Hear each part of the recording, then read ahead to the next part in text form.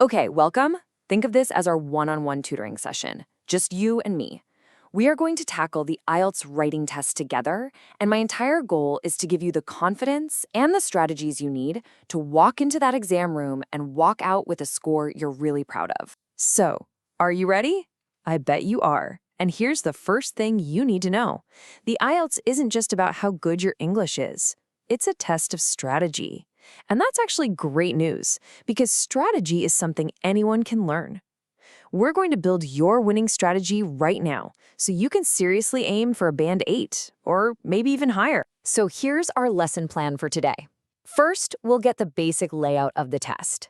Then, and this is crucial, we'll look at exactly how they score you. After that, we'll do a deep dive into Task 1, then we'll conquer Task 2. And finally, I'll give you a toolkit of my absolute favorite tips. It's a step-by-step path, so let's get started. Okay, first things first. Before we can talk about strategy, we have to understand the battlefield. The writing test has two very different parts, and knowing exactly what each one asks of you is, well, it's the foundation for everything else we're going to do. I absolutely love this way of thinking about it. For Task 1, you're a reporter. You just report the facts. You see a graph, you describe what's on it. That's it. But for Task 2, you have to switch hats. Now you're a columnist. You need to present an argument, have a point of view, and back it up. And look at the timing. This is so important. Task 2 is worth more marks, and you get double the time. That means managing your clock is a huge part of the game. All right, now for what I think is the most important part of our session, how you're actually graded. This isn't some big mystery. The examiners have a rubric, a checklist, and our whole job is to make it easy for them to tick all the boxes. Honestly, understanding this is like getting the answers to the test before you even walk in. Let's forget the official fancy terms. Here's what this table really means. It's 4 simple questions. 1, did you answer everything the question asked? 2, does your writing make sense and flow nicely? 3, did you use some interesting vocabulary and use it correctly? And 4, is your grammar good? And did you use a mix of different sentence types? That's it. We're going to aim to get a yes for every single one of those. Okay, let's dive into Task 1. Now, I know looking at a chart or a graph and being told to write about it can feel a little strange. But trust me, you can absolutely master this. The secret isn't about being a math genius. It's about having a system to turn what you see into clear, well-written sentences. Let's build that system right now. The number one mistake most people make here is they try to describe every single number on the chart. Please don't do that. Your job is to be a detective. You scan the information and you find the most important clues. The biggest changes, the highest numbers, the lowest numbers, any big surprises. Let's try it out with a data table. Okay, let's look at this together. It's about sales of fair trade products. Just take a second. What pops out at you? For me, 2 things jump off the page immediately. First, look at coffee sales in the UK. They went from 1.5 million to 20 million. That's huge. Second, check out banana sales in Switzerland. They are way, way higher than anywhere else. Finding those key features, that's your first step to a great score. So, how do we write about that incredible jump in UK coffee sales? Look at this sentence from a high-scoring model answer. It's simple, but it's perfect. It doesn't just say the numbers went up. It uses a powerful descriptive word, enormous, to tell the story behind the data. So, what's the magic formula here? It's actually super simple, and you can use this every time. 1, it picks out a key feature. 2, it backs it up with the exact numbers. 3, it clearly shows a comparison over time. And 4, it uses strong vocabulary. Enormous increase. Sounds so much better than just went up a lot. This is a recipe for success you can use on any data chart they give you. Awesome! So that's how we handle charts with numbers. But what if you get something different, like a diagram showing a process? The main idea is the same, describe what you see. But how you do it changes a little bit. Here, your main job is to describe the sequence of events, step by step.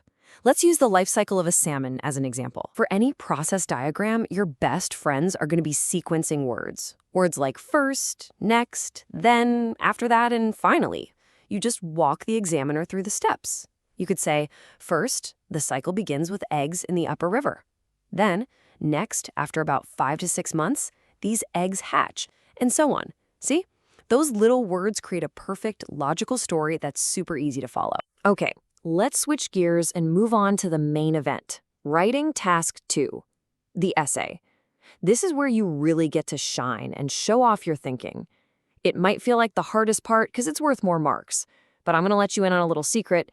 It's actually much simpler than it looks, as long as you have a plan before you write a single word. You're probably going to see one of these question types. Let's look at that example at the bottom. Countries are becoming more and more similar. Is this a positive or negative development? This is a classic question. What they're testing here isn't just your English. It's your ability to look at both sides of an issue before deciding on your own opinion. Now here it is, the most important tip for task 2. Never, ever just start writing. Always, always, always take the first 5 minutes to follow this simple 3-step plan. Step 1, analyze the question. Step 2, brainstorm a quick outline. Step 3, write. For that country similarity question, your brainstorm could be as simple as positives, easier travel, global business. Negatives, losing culture, losing local traditions. Boom. Just by jotting that down, you now have a roadmap for your entire essay. That plan is your secret weapon. Okay, we've covered both tasks. Now, I want to give you what I call the high score toolkit. These are a few universal tips that are going to boost your score on task 1 and task 2. If you can master these, you will see a big improvement in your writing. Tip number 1, use linking words. Think of these words as the glue that holds your writing together. They are like signposts that guide your reader smoothly from one idea to the next. When you use a word like however to show a contrast or consequently to show a result, you're signaling to the examiner that you are in control of your writing. It's a sign of a high-level writer. Tip number 2, keep your tone formal. The IELTS is an academic test, so your writing should sound academic. Just look at this comparison. Kids are gonna is way too casual, but changing it to children are likely to sounds much more sophisticated and precise. These small changes in word choice make a huge difference in your final score. And my final non-negotiable pro tip, you must save at least 3 minutes at the end to proofread your work. I'm serious about this. This is where you catch those little mistakes that can easily pull your score down. Just run through this quick checklist. Check your grammar, your vocabulary, any spelling mistakes, and make sure you hit the word count. Don't throw away easy points right at the finish line. And there you have it. That's our complete tour of the IELTS writing test. We've looked at the format, the scoring, and the best strategies for both tasks.